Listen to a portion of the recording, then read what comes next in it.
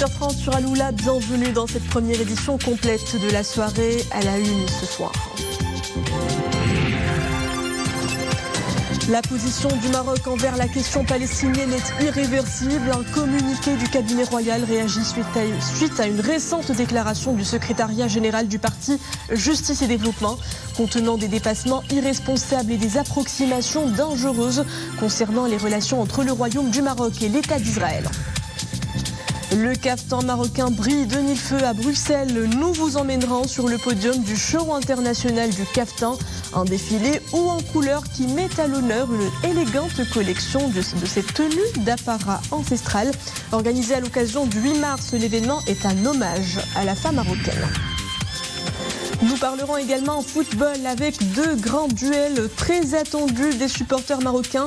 À J-12 des matchs amicaux qui réuniront le Maroc au Brésil et au Pérou, le sélectionneur national dévoile sa liste des joueurs convoqués. À suivre dans ce journal la conférence de presse de Walid El-Greki. Bonsoir. Avant de développer ces titres, ce message de vœux et de félicitations adressé par Sa Majesté le roi Mohammed VI Amir el-Mouminin à sa sainteté le pape François à l'occasion du 10e anniversaire de son investiture à la mission papale. Le souverain fait part de son estime à l'action louable engagée par sa sainteté pour la promotion des nobles valeurs humaines. Sa Majesté le roi saisit cette occasion pour se réjouir des relations distinguées unissant le Royaume du Maroc et la Cité du Vatican, exprimant sa détermination à continuer à œuvrer de concert avec sa sainteté le pape François au service de la paix, des relations fraternelles et de la solidarité dans le monde entier. À la une de l'actualité de ce lundi, ce communiqué du cabinet royal publié suite à une récente déclaration du secrétariat général du parti Justice et Développement contenant des dépassements irresponsables et des approximations dangereuses concernant les relations entre le Royaume du Maroc et l'État d'Israël en lien avec les derniers développements dans les territoires palestiniens occupés. Le communiqué précise que la position du Maroc envers la question palestinienne est irréversible et elle constitue l'une des priorités de la politique étrangère de Sa Majesté le roi Amir el-Mouminin et président du comité Al-Quds qui la place au même rang de l'intégrité territoriale du royaume. Le communiqué du cabinet royal souligne ce qui suit avec Boubkar Nabret. Premièrement, la position du Maroc envers la question palestinienne est irréversible et elle constitue l'une des priorités de la politique étrangère de Sa Majesté le roi Amir el-Mouminin est président du comité Al-Quds qui la place au même rang de l'intégrité territoriale du royaume.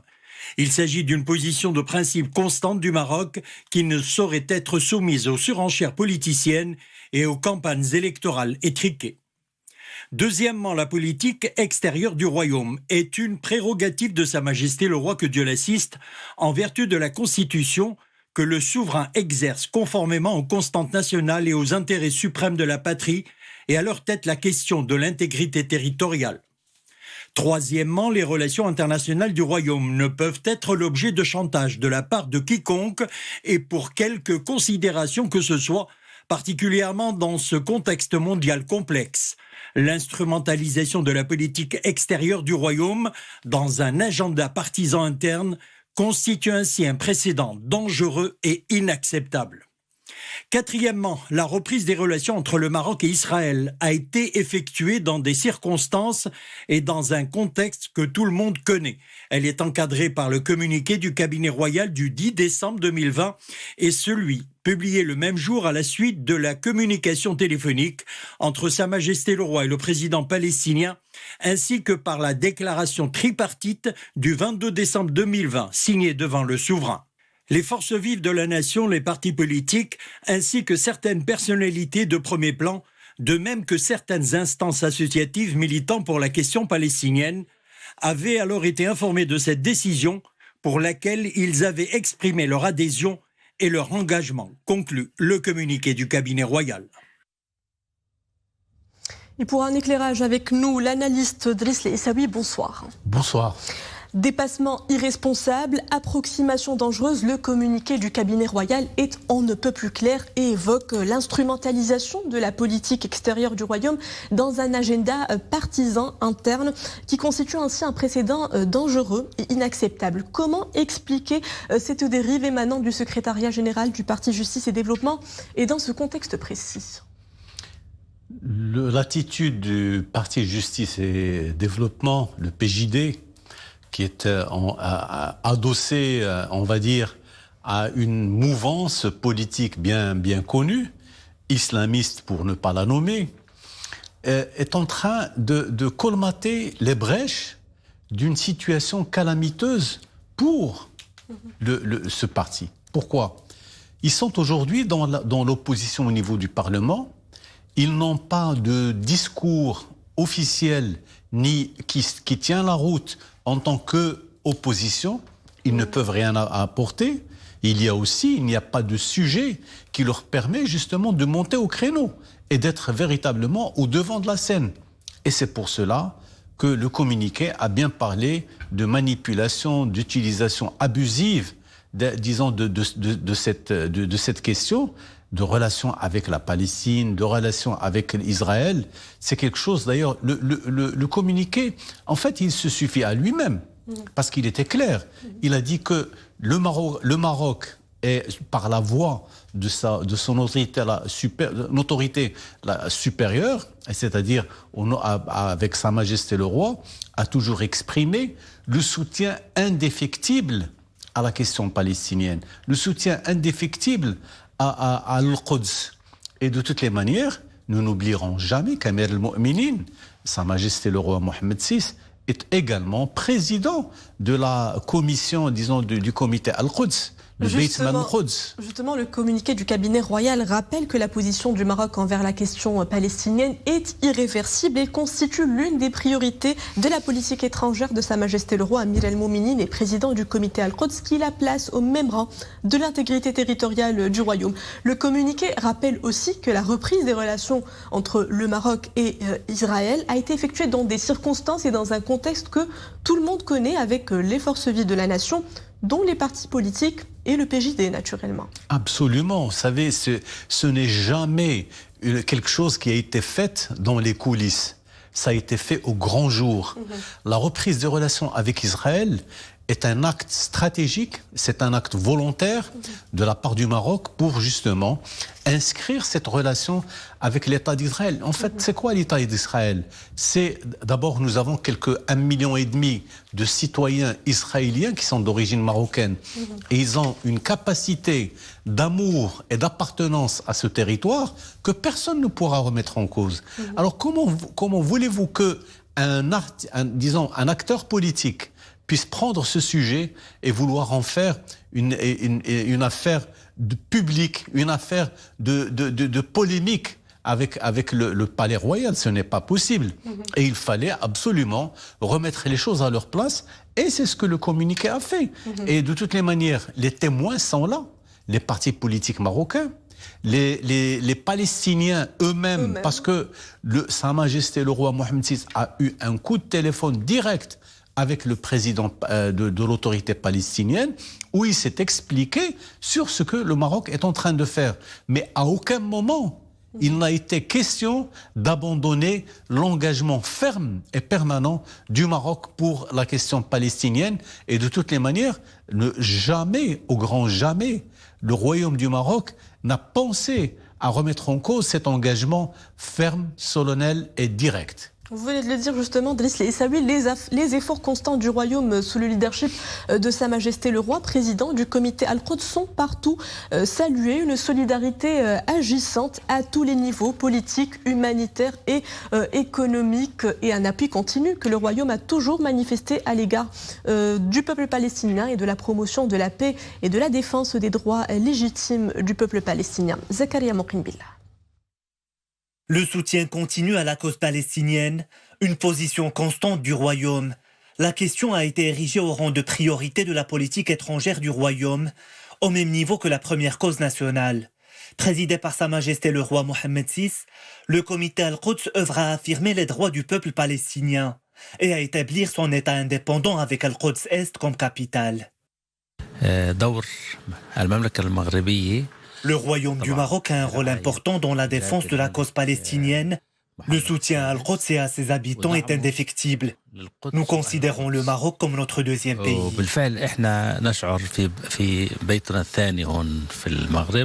Dans son soutien inconditionnel à la cause juste du peuple palestinien, le Royaume n'a cessé d'exprimer son refus à la politique de la colonisation de nouveaux territoires palestiniens ou de judaïsation de la ville sainte. Des efforts soutenus sont aussi déployés afin d'établir une paix durable en Palestine.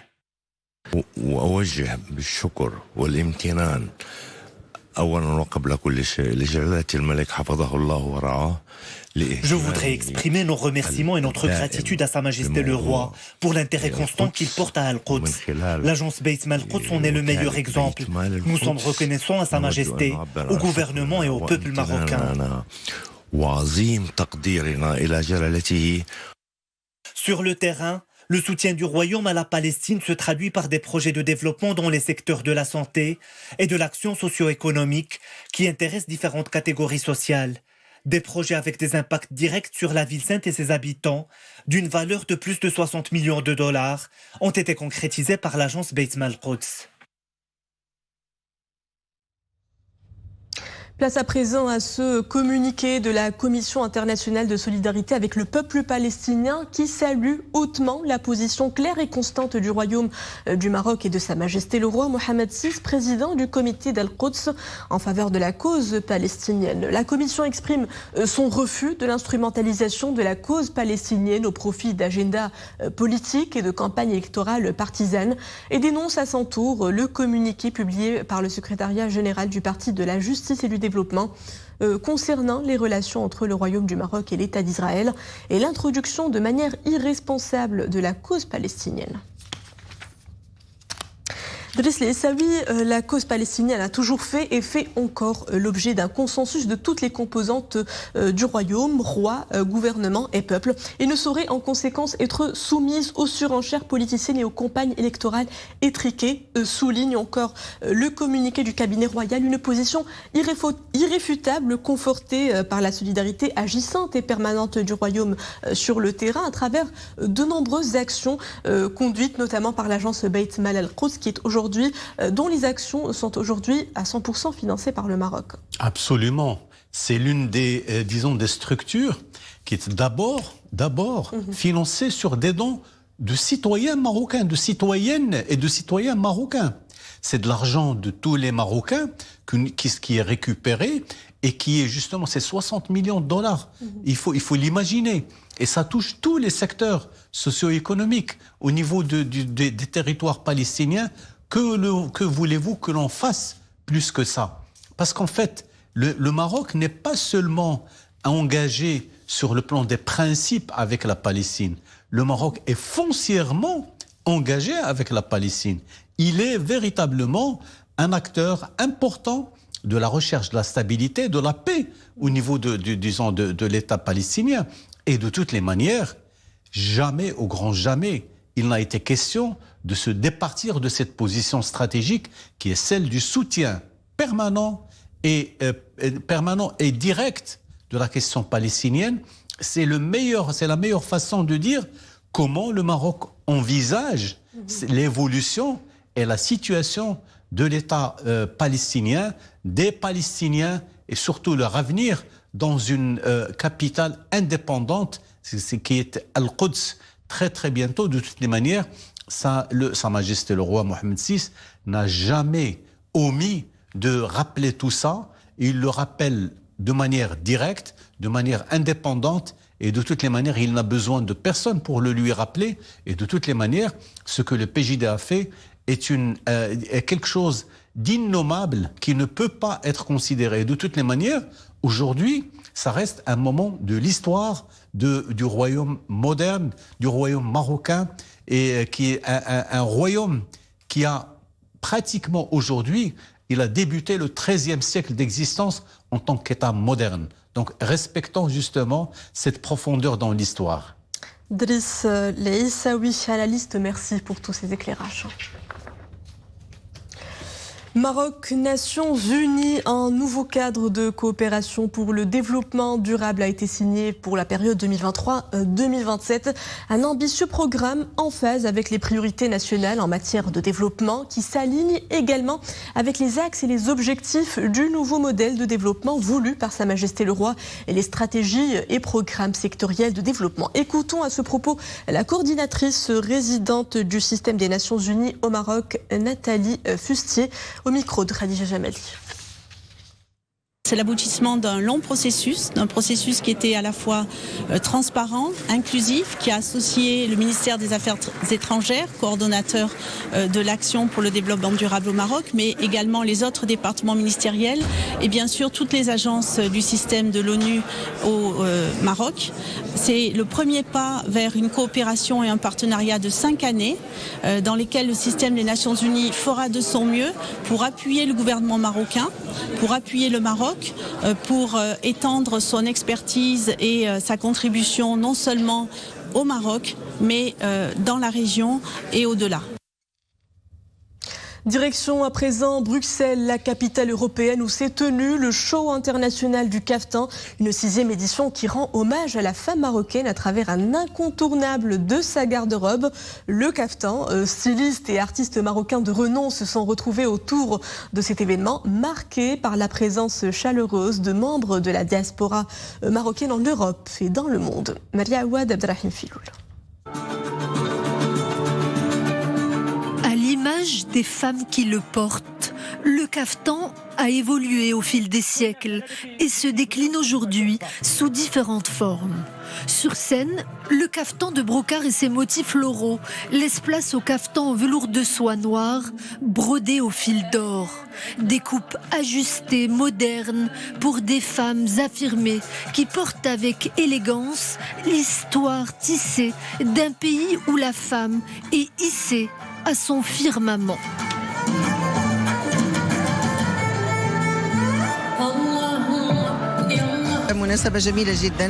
Je suis très heureuse d'être ici pour célébrer à travers la musique et la mode toutes les femmes du monde. Et quoi de mieux qu'un caftan pour mettre en valeur la beauté et l'élégance des femmes.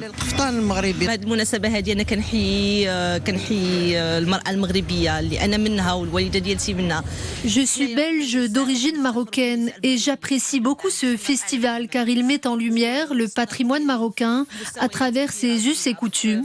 Le caftan fait partie de notre identité marocaine. Un événement très important, l'International Fashion Show du caftan marocain. Je suis très heureuse d'avoir participé. Ma collection, c'est une collection des abayas du Khalij, des pays du Golfe, avec une touche de modernité. Bastion du mouvement féministe en Europe, Bruxelles célèbre les femmes libres et vaillantes en prônant l'égalité des chances. Il y a le féminisme traditionnel qu'on a connu ici en Europe, mais vous savez, Bruxelles, c'est un mélange de plusieurs nationalités et il y a plusieurs combats. Quand on met en l'honneur le caftan, on met à l'honneur en fait le combat de femmes bruxelloises et d'ailleurs qui se sont battues pour leurs droits et qui viennent de communautés différentes. Partout dans le monde, lorsqu'il est porté, le caftan marocain devient l'étendard des femmes libres et exigeantes. Il était une fois la mode, un langage universel, compris de tous, au service de la diplomatie culturelle. Et c'est ainsi que s'achève cette édition. Merci à vous de l'avoir suivi. Le retour de l'information à 20h30 avec le journal Raïsia. Très bonne suite des programmes à tous sur Al-Oula.